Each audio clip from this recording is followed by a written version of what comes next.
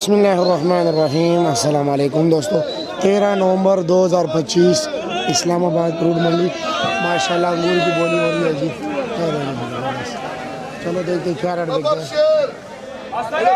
तुम्हारा है ना, इधर चार चार चार चार चार चार चार चार चार वजन है जी इसका तकरीबन वजन कितना होगा?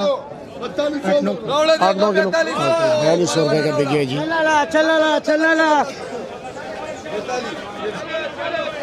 इधर 6000 इधर 5 खड़ा चार इधर चार इधर चार चार चार चार चार चार चार इधर बड़ी अच्छी पक्षी है। 4000 चल भाई, उधर हो गया उधर हो गया। माल के देखो माल खोते कोड़े का पहचान करो। होए होए 6000 भाई बस्ती पक्षी वजन वजन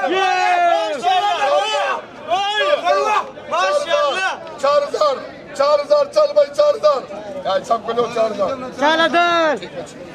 बड़ी अच्छी इधर ये अगर तो तू है गांडू 6000 इधर 6 इधर 6 इधर खड़ा 4 इधर 4 इधर 4000 भाई इधर 4000 एक 4 हाँ 4000 4 4 से कम नहीं है भाई।